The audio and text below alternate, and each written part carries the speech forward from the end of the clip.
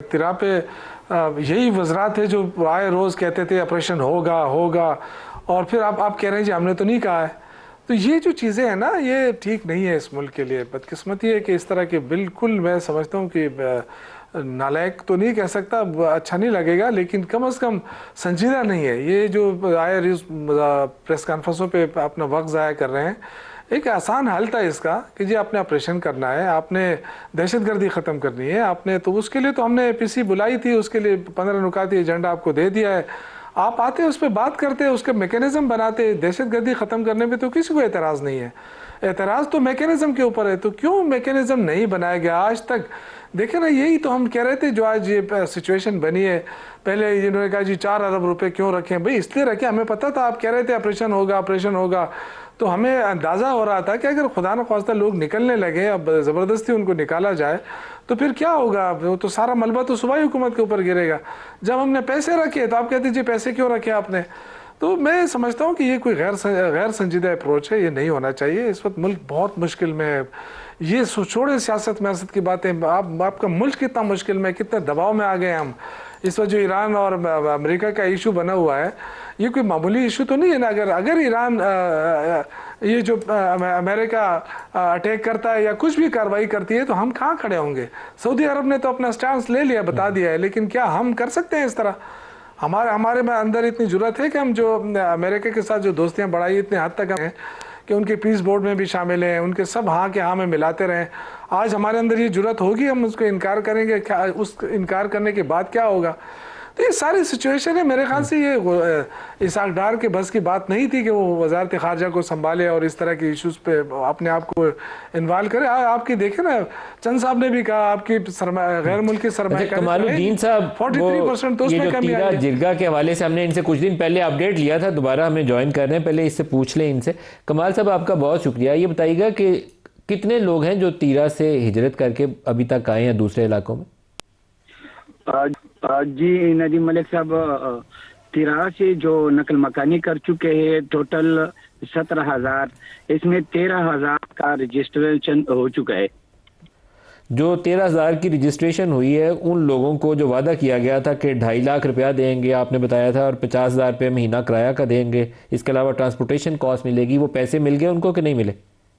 جی ان کو ٹرانسپورٹ کا پیسے مل رہی ہے، اور جو رجسٹریشن پہ 2.5 لاکھ بتایا گیا ہے وہ رجسٹریشن کمپلیٹ ہونے کے بعد وہ ملے گا، وہ اس کے بعد ملے گا. اچھا یہاں لڑائی یہ چل رہی ہے، صوبائی حکومت کہتی ہے کہ وفاقی حکومت نے زبردستی نکالا ہے، وفاقی حکومت کہتی ہے صوبائی حکومت نے نکالا ہے. لوگ خود سے وہاں سے نکل رہے ہیں کہ کوئی زبردستی انہیں کہہ رہا ہے کہ جاؤ یہاں پہ آپریشن ہونا ہے یہاں سے نکل جاؤ؟ جی ندیم ملک صاحب، بات اس طرح ہے حقیقت کہ یہ جو بھی رکنی کمیٹی یہ عوام نے خود بنائی ہے اپنے لیے اور اپنے لیڈنگ کے لیے وہ سلیکٹ کیے گئے. یہ غیر سیاسی جو بھی رکنی جرگہ کمیٹی ہے، اس میں جو ہمارے ساتھ کمٹمنٹ ہو چکے ہیں، جو ہمارا نقل مکانی شروع ہے چل رہی ہے ابھی جو چل رہی ہے، جو تو ہم اس میں مصروف ہے. اگر وفاق جو کہہ رہے ہیں اور جو صوبائی حکومت کا اسٹیبلشمنٹ کا جو موقع پوزیشن ہے اس میں ہم انوائلیشن نہیں کرتے، اور نہ ہمیں ضرورت ہے. اگر ہمیں ضرورت آ جائے تو 24 رکنی جرگہ کمیٹی تمام طرز حقائق سامنے رکھیں گے، انشاءاللہ تمہارے یہاں پہ لے کے آئیں گے. اور ہم نے جو 24 رکنی کمیٹی نے جو کچھ کیا ہے وہ انشاءاللہ تمام حقائق پر مبنی وہ انشاءاللہ منظر عام پہ لے کے آئیں گے. لیکن ابھی ضرورت اس کا نہیں ہے کہ ہم کسی سائٹ پہ لے.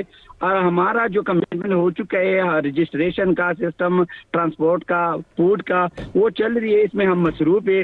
ہمارے یہ جو 24 رکنی آپ کی کمیٹی تھی اس کو یقین دہانی کس نے کروائی تھی؟ صوبائی حکومت نے کروائی تھی یا وہاں کسی اسٹیبلشمنٹ کے عہدیدار نے کروائی تھی؟ کس نے کروائی تھی؟ جی اس رکنی کمیٹی کا وہ جو ہے نا کمٹمنٹ جو ہوا ہے یقین دہانی، وہ جو ہے نا ریاست کے ساتھ ہو چکے اور ریاست نے کیا ہے یقین دہانی. اور اس میں ابھی ہمیں ضرورت اس بات کی نہیں ہے. ریاست میں سے کس نے یقین دہانی کروائی آپ کو؟ جی ابھی تو اس پہ ہم جانا نہیں چاہتے اس کا وضاحت کی. انشاءاللہ ہم ہفتے کے دن پہ ہم نے میٹنگ آپس میں ارینج کیا ہے، تو ہم تمام طرز اس کا جو حقائق پر مبنی ہے وہ انشاءاللہ واضح کریں گے، اور اپنے قوم کو تسلی دیں گے، اور آپ کو اپنے قوم کو سامنے وہ لے کے آئیں گے کہ کس طرح ہم تو پاگل نہیں تھے، 13 عوام کے خود نکل رہے تھے، ادھر مسلح تنظیمیں گروپیں موجود ہے، ہم ٹارچر کر رہے تھے، ہمیں وہ قتل کر رہے تھے مختلف شکلوں میں، موٹر شیلنگ مختلف شکلوں میں، تو ادھر ہمارا جینا مشکل تھا، ناممکن تھا۔ ایک تو کمال صاحب آگے ایک آخری سوال کا جواب دے دیں، وہاں کتنے لوگ ہیں ٹی ٹی پی کے جو دہشت گردی میں اور خون ریزی میں ملوث ہیں؟ کوئی تعداد ذہن میں ہے؟ نمبر کتنا ہے ان کا تیرا میں؟ تو میں نے پہلے بھی بتا چکا ہوں کہ 800 سے زائد بندے 800 سے زائد ڈسٹرکٹ جو ڈسٹرکٹ خیبر میں تیرا میں خاص کر موجود ہے، اور وہ ادھر ابھی تو ہے۔ کمال الدین صاحب بہت شکریہ آپ نے ہمیں جوائن کیا۔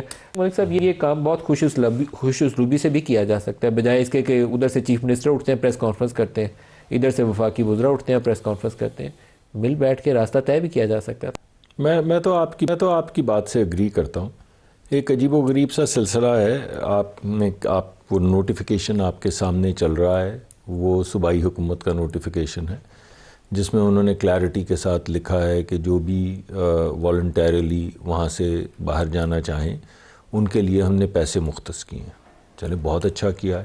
4 ارب روپے ایک بہت بڑی رقم ہوتی، 4 ارب کا مطلب ہے 40,000 ملین، تو اگر 4,000 ملین اگر اتنی زیادہ رقم مختص ہو چکی ہے، تو اگر 13,000 ہاؤس ہولڈز وہاں سے موو کیے ہیں، مجھے تو یہ کیا ہے کہ وہاں پہ سالانہ بھی ہجرت ہوتی ہے، وہاں پہ سردی بڑھ جاتی ہے، جو فصل کی کاشت ہو جائے اور ہارویسٹ ہو جائے تو اس کے بعد بہت سے لوگ سردیوں میں نیچے آ جاتے ہیں اور پھر دوبارہ سے واپس چلے جاتے ہیں۔ لیکن چلیں مان لیں اگر انہوں نے ایگزوڈس بھی کیا ہے اور پیسوں کا انتظام بھی کیا تھا، تو یہ کافی بڑی رقم ہے 13,000 خاندانوں کے لیے۔ تو یہ رقم اگر ان کو مل رہی ہو تو یہ تمام جو تصاویر چل رہی ہیں جس کی وجہ سے پریشانی ہو رہی ہے، وہ تصاویر نہ چلیں۔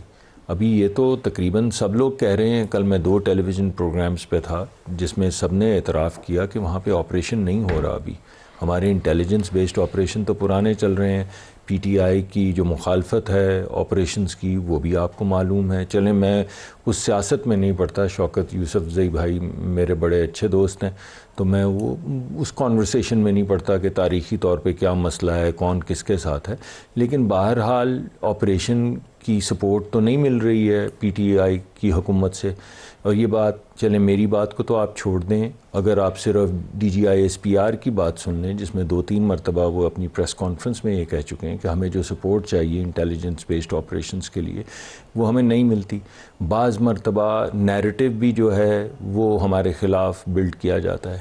کل میں ایک ٹیلی ویژن پروگرام میں تھا، میرا بڑا دل بھی خراب ہوا، منہ کا ذائقہ بھی خراب ہوا، ایسے تھوڑی سی سخت بات ہو گئی جو مجھے کو نہیں کرنی چاہیے تھی، مجھے ریاکٹ ہی نہیں کرنا چاہیے تھا، لیکن اس گفتگو میں بھی یہ کہا گیا کہ بندوق کی نوک کے اوپر اور سنگینوں کے اوپر، یعنی ایک ہم نے اگر مل جل کے، شوکت صاحب کا بھی دل اتنا ہی دکھتا ہے جتنا میرا دل دکھتا ہے دہشت گردی پہ، تو اگر ہم نے پہلے ضرب عضب کی ہے یا رد الفساد کیا اور اس کے بعد 4 سال تک امن رہا ہے، تو چلیں مان لیں کہ سبھی کی کوتاہی سے ان کو اب دوبارہ سے ہمیں ایک آپریشن کی ضرورت ہے، تو ہمیں سپورٹ چاہیے۔ ندیم صاحب جو اس وقت صورتحال ہے وہ لوگوں کی شکایت ابھی آپ نے بھی تذکرہ کیا، بے روزگاری کا مسئلہ ہے، لوگوں کو آپ کی جی ڈی پی گرو نہیں کر رہی اس کا مسئلہ ہے، نئی انویسٹمنٹ نہیں آ رہی اس کا مسئلہ ہے، لیکن ہماری لڑائیاں وہی ہیں جو 1947 سے آج تک ہم 70-80 سالوں میں پاکستان کو پیچھے لے جانے کی پوری کوشش کرتے ہیں، آگے نہیں بڑھنے دیتے۔ کوئی طریقہ کار ایسا نہیں ہے کہ ہم لوگوں کی بہتری کے لیے زیادہ فوکس ہو جائیں؟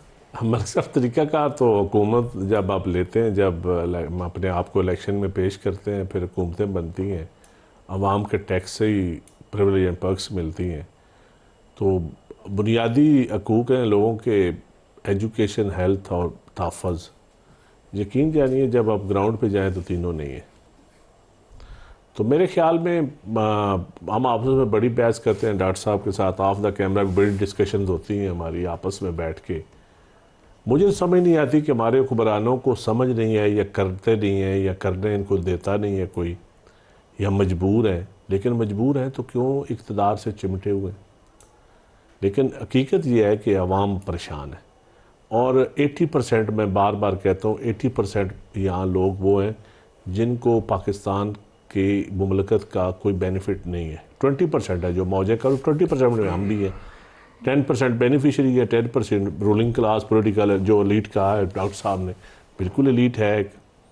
تو میں سمجھتا ہوں کہ یہ کیسے ہوگا. اتنی حکومتیں ہم دیکھ چکے ہیں, لیکن آج بھی لوکل باڈی سسٹم آگے لے آئیں اور آپس کی لڑائی دیکھیں. شہید بی بی نے اور میاں نواز شریف صاحب نے الٹیمیٹلی چارٹر ڈیموکریسی کیا, کتنی مدت لڑائی ہوئی. تو پی ٹی آئی کو بھی پہلے یہ کبھی 18ویں ترمیم کو مک مکا کا نام دیتے تھے, کبھی چارٹر ڈیموکریسی کو. اب جا کے ان کو بھی سمجھ آئی ہے کہ پولیٹیکل فورسز کے بغیر نہیں کام چلتا, اور پولیٹیکل فورسز کو بھی ڈیلیور کرنا پڑے گا. سچی بات ہے کہ ہم ڈیلیور نہیں کر پا رہے آپس کی لڑائی کی وجہ سے. سر چند صاحب, اور 25 کروڑ میں سے 12-14 کروڑ لوگ وہ ہیں جو اب ایکچولی اگر آپ کلاسیفیکیشن کریں نا غریب کی غربت والی, تو اس کے اندر وہ فال کرتے ہیں بیشتر لوگ. یہ 12-14 کروڑ لوگوں کو بھی زندہ رہنے کا حق ہے نا. تو ہم اگر یہ کھیل کھیلتے رہے, آج ندیم افضل چاند کو جیل میں ڈالنا ہے یا ڈاکٹر مصدق کو جیل میں ڈالنا ہے, پھر ہم پاکستان کو آگے نہیں جانے دیں گے. لیکن میرے خیال اس وقت جی امتحان ہے ارباب اختیار کا بھی کہ وہ اس بلی چوہے کے کھیل کو بند ہونا چاہیے. آپ کے خیال میں کبھی ہوگا بند؟ مجھے تو لگتا ہے کہ ہوپلیس سچویشن. نہیں ہوگا تو الٹیمیٹلی اس کا رزلٹ ایسے تو نہیں چلتا رہے گا. کام جس طرح چل رہا ہے اس طرح تو نہیں چلے گا. اس کا اینڈ کیا ہوتا ہے میرے خیال میں خوفناک ہوگا. یہ جو اس وقت کی انٹرنیشنل انوائرمنٹ ہے جس کو ہم نے پروگرام کے شروع میں بھی ڈسکس کیا, اس کی پہلی اولین ترجیح ہونی چاہیے تھی کہ پہلے آپ اپنا گھر سیدھا کرتے, ہاؤس ان آرڈر کرتے. ہم تو اس پہ پریشان ہی نہیں. جب آپ حکومت میں ہوتے ہیں تو یقیناً آپ کا پہلی خواہش تو یہی ہوتی ہے کہ آپ بڑے بہتر طریقے کے ساتھ حکومت چلائیں. کوئی چھوٹے موٹے معاملات, پولیٹیکل قیدی یا یہ لڑائیاں یہ نہیں ہونی چاہیے. یہ غلطیاں عمران خان صاحب نے بھی کی, اس سے پہلے بھی ہوتی رہی. لیکن بی بی شہید نے اور میاں نواز شریف صاحب نے ان غلطیوں سے سیکھا. لیکن اب جا کے پھر شاید میاں صاحب بے بس ہیں, اور کیا ہے مجھے نہیں سمجھ آتی. سر یہ کیسی بے بسی ہے, خان صاحب نے بھی نہیں سیکھا 5 سال اس سے. سر نواز شریف صاحب کی کیسی بے بسی ہے. شاید آگے جا کے وہ کوئی سیکھ لیں اب اگلے دور میں آ کے کسی وقت. بہت کم امید ہے, کیونکہ نواز شریف کے متعلق بھی یہ خیال تھا کہ 2-3 دفعہ جو کچھ ہوا ہے اب وہ بہتر نواز شریف ہوں گے. وہ وہیں کے وہیں ہیں. آپ نے بے بسی کا کہا کہ تو بے بسی کیسی ہے کہ بھائی پرائم منسٹر ہے, بیٹی چیف منسٹر ہے, خود اپنی واپسی کے اوپر ایئرپورٹ کے اوپر سنبھالتے نہیں ہیں. سارا کچھ تو ملا ہوا. حکومتیں لے کے بھی اگر عوام کے دل میں آپ وہ عزت جو کبھی ووٹ کو عزت دو کے وقت ہوتی تھی, آج تو وہ نہیں ہے نا. کیوں نہیں ہے؟ کیوں نہیں ہے؟ وجہ آپ عوام کی امنگوں کے مطابق آپ کی گورننس ٹھیک نہیں ہے. آپ عوام کی امنگوں پر حکومت نہیں کر رہے. آپ عوام کی بات جو عوام جینوئن مسائل ہے اس کی طرف ہم جا نہیں رہے. ہم آپس کی لڑائیوں میں الجھے ہوئے ہیں. یہ وجہ ہے. شوکت صاحب, معاملات کیسے آگے چلیں گے؟ کچھ طریقہ کار تو ہونا چاہیے. یہ جیلوں میں بند کر کے 2 سال گزارنا یہ تو کوئی طریقہ نہیں ہوتا. پھر دھڑام سے سارا کچھ کولیپس کر جاتا ہے اور گر جاتا ہے. اور ابھی بھی یہی خوف ہے لوگوں کو کہ ایک دم سے کسی دن دھڑام سے سارا کچھ کولیپس کر جائے گا, کیونکہ دس از ناٹ سسٹینیبل. ملک صاحب دیکھیں, سیاسی برداشت جو ہے وہ ہونا چاہیے سیاستدانوں کے اندر, لیکن بدقسمت یہ نہیں ہے. یہ تو ایک پوری چارج شیٹ پیش کر دی ہے چند صاحب نے حکومت کے خلاف. دیکھیں نا, آپ یہ کہتے ہیں کہ جی سپورٹ کی ضرورت ہے, ملک صاحب نے کہا تو سپورٹ کی ضرورت ہے, تو کیا سپورٹ اس طرح ملتی ہے الزام تراشی کر کے؟ اگر آپ کہتے ہیں کہ جی آپریشن ناگزیر ہے, تو کیا یہ جو پوری چارج شیٹ آپ رکھتے ہیں گورنر آج لگا دیں گے, یہ کر دیں گے, دھمکیاں کرتے ہیں, کبھی سہیل کے خلاف کبھی ایک الزام کبھی دوسرا الزام. تو آئی تھنک کہ میرے خیال یہ ہے کہ اگر حکومت واقعی سنجیدہ ہے معاملات کو حل کرنے میں, دیکھیں ہم تو عمران خان کی حکومت ہی ختم اس لیے کی گئی تھی کہ یہ نیریٹو بنایا گیا تھا کہ جی مہنگائی ہے اور چیزیں ڈیلیور نہیں ہو رہی ہیں. تو آج مہنگائی کہاں پر ہے؟ ہمارے دور میں کتنی تھی اور آج کتنی ہے؟ ہمارے دور میں بے روزگاری کتنی تھی, آج کتنی ہے؟ یہ ساری چیزیں حقیقت پر مبنی چیزیں ہیں, یہ کوئی چھپی ڈھکی چھپی چیزیں تو ہے نہیں. تو آئی تھنک کہ حکومت کو یہ چیز جاننا پڑے گا کہ دھمکیوں سے, یہ غیر ضروری پریس کانفرنسوں سے معاملات ٹھیک نہیں ہوں گے. اگر ہم نے دہشت گردی ختم کرنی ہے تو ہم تعاون کے لیے تیار ہیں, لیکن آپ ہمارے ساتھ بیٹھ تو جائیں نا. آپ یہ کیوں کہتے ہیں کہ جی ہمیں بیٹھنے کی ضرورت نہیں ہے, ہم نے جو کرنا ہے وہ بس یہی کرنا ہے جو ہم کر رہے ہیں؟ تو آپ کیا کر رہے ہیں؟ آپ نے پہلے کہا آپریشن ہوگا, ابھی آپ کہہ رہے ہیں ہمیں تو پتہ ہی نہیں ہے. یعنی اس طرح کی جو غیر ذمہ دارانہ پریس کانفرنسوں سے آپ کیا ثابت کرنا چاہتے ہیں؟ کس کو خوش کرنا چاہتے ہیں؟ آپ کو تو دیکھیں نا, ہمارے گیس کی وجہ سے جو 3500 रुपए MMBTU पर MMBTU महंगी हुई है, उसकी वजह से तो आपके 150 के करीब आपके टेक्सटाइल मिलें बंद हो रही हैं। तो आप ये देखें कि जब हम इंटरनेशनल लेवल पे अगर LNG का मुकाबला हमारी गैस नहीं कर सकती है तो हम आगे और क्या एनर्जी क्राइसिस को ख़त्म करेंगे। तो ये चीज़ें ऐसी है कि समझने की है, लेकिन बदकिस्मती है कि जो भी इनके फ्रंट फुट के जो वज़रा हैं वो सिर्फ अल्फाज के उसमें बड़े तगड़े हैं। काश ये जो मलिक साहब बैठे हैं, इस तरह के लोग अगर आगे आगे बात करते और वो हुकूमत का मौक़िफ़ बयान करते तो शायद उसमें इतनी तलखियाँ ना होती जो आज तलखियाँ बढ़ती जा रही हैं। तो ये जो तलखियाँ जब तक नहीं ख़त्म होंगी और जब तक ये इमरान खान को आइसोलेशन में रखना, पार्टी को दीवार से लगाना, फिर धमकियाँ देना, 8 फरवरी को कोई निकला तो हम ये कर देंगे। भाई ये मुल्क है, ये जमहूरी मुल्क है, इसमें सियासी आज़ादी होनी चाहिए। आप सियासी आज़ादी किस तरह गला घोंट रहे हैं? फिर आप कैसे एक्सपेक्ट कर रहे हैं कि मुल्क तरक्की कर लेगा, बेरोज़गारी ख़त्म हो जाएगी? 12 करोड़ आवाम। डॉक्टर साहब से इसका जवाब पूछते हैं। इमरान का तज़किरा दोबारा उन्होंने उनकी सेहत के हवाले से किया डॉक्टर साहब, तो आप क्यों नहीं इमरान खान का मुआयना करने देते? शौकत खानम वाले डॉक्टर साहब जो है उन्होंने प्रेस स्टेटमेंट भी जारी की है, तो उनको मुआयना करने। मेरा ख्याल है उनका शायद अभी आप ही ने बताया इब्तदाई में कि मुआयने के लिए उन्हें तो लेकर गए हैं अस्पताल। इतलात के मुताबिक जी, तो अगर उनकी सेहत ऐसी थी कि वो वापस जा सकते थे तो चले गए, मगर अगर उनको किसी भी किस्म की मेडिकल केयर की ज़रूरत है तो 100% जी उनको मेडिकल केयर मिलनी चाहिए, और अगर उनको हॉस्पिटलाइज होने की ज़रूरत है तो 100% उनको हॉस्पिटलाइज होना चाहिए। आपकी हुकूमत 8 फरवरी तक उनकी फैमिली को भी उनसे नहीं मिलने दे रही कि 8 फरवरी को पता नहीं क्या बम फटना है, वो पहले गुजर जाए 8 फरवरी। हाँ, उसकी वजह कुछ इश्तियाल अंगेज़ी है। कुछ हर दफ़ा जब जाते हैं तो लोग बाहर निकल के जो गुफ्तगू फरमाते हैं उससे थोड़ी सी इश्तियाल अंगेज़ी बढ़ जाती है, और वैसे भी जेल के कुछ कवानीन के मुताबिक भी वो ख़ास किस्म की गुफ्तगू है जो वहाँ पे होती है जो शायद नहीं हो सकती। मगर इन तमाम मामलात के बावजूद मैं एग्री करता हूँ शौकत साहब से और चांद साहब से कि देखें इस वक्त वाहिद रास्ता हमारे पास ये है कि बड़ा अच्छा हुआ है हाउस के अंदर एक लीडर ऑफ दी अपोजिशन आए हैं और वो पुराने सियासतदान हैं और PTI का भी उन पे एतमाद है, और हम भी उनसे पुराने हमारे रफ़ीक हैं, उनसे बात करना चाहते हैं। कोई बातचीत मुझे लगता है अब शुरू होगी, दरवाज़े खुलेंगे। असेंबली के अंदर भी मैं चाहता हूँ कि PTI जो है वो थोड़ा सा रवैया मस्बत करके इंगेज कर ले। 2-3 मरतबा मैं ये मैं नहीं जाऊँगा कि जी हमने ये कहा उन्होंने ये कह दिया, लेकिन मैं ये कह रहा हूँ कि वज़ीर आज़म 2-3-4 मरतबा कह चुके हैं कि मैं बात करने के लिए तैयार हूँ, आप मेरे पास आ जाएं। मेरे पास नहीं आते, आप स्पीकर साहब के पास चले जाएं। चलें, अब एक नई डिस्पेंसेशन आ गई है तो मुझे लगता है कोई रास्ता खुल रहा है, और मुझे लगता है कि कोई बातचीत चलेगी तो हम किसी अच्छे नतीजे की तरफ जाएंगे। बाकी चंद साहब, मैं तो तशवीश में आ गया कि चंद साहब 20 साल सिंध में हुकूमत के बाद अपनी हुकूमत को इतना ज़्यादा क्रिटिसाइज़ कर रहे हैं, ये तो मैं घबरा गया। मेरे क्लोजिंग रिमार्क्स करीबी डॉक्टर साहब से मैं बहस नहीं करना चाहता, लेकिन मैं डॉक्टर साहब को दावत देता हूँ कि आप मेरे साथ चलें, मेरे अब काश्तकार के पास, रेडी वाले के पास, मजदूर के पास, क्योंकि इनको मैं इसलिए दावत दे रहा हूँ कि इनको मैं किसी को कुछ कहने नहीं दूंगा। बाकी वजीरों की मैं गारंटी नहीं दे सकता, लेकिन एक दफ़ा आवाम के पास चले से ही बगैर प्रोटोकॉल के। मैं तो प्रोटोकॉल में वैसे नहीं होता। सर लाहौर में जाना और चीज़ है, लेकिन आप जाएं, आजकल जो हालात हैं काश्तकार के स्पेशली, और ज़राअत जो है ना इस मुल्क में, डॉक्टर साहब मेरे से ज़्यादा बेहतर फिक्र जानते हैं। हम तो यही सुनते थे कि 80% मुंसलिक है ज़राअत के साथ इकॉनमी, 70% जी रोज़गार मुंसलिक है। आज मैं एक फसल मुझे बता दें जो प्रॉफिट में जा रही है। देखिए मैं एक फसल देखें, सिट्रस के जो काश्तकार हैं ना उनके पास इनको ले जाएं, किन्नू वालों के पास, फिर इन्हें पता चलेगा। मैं आपको भी दावा देता हूँ, आप पहले तो हमारे इलाके में आते थे, जरूर चलेंगे। तो मैं आप आए, आपको आलू, सिट्रस और इस वक्त बांस और इस वक्त जो सब्जियां लोगों ने भैंसों को डाल दी है, आए जरा लोग।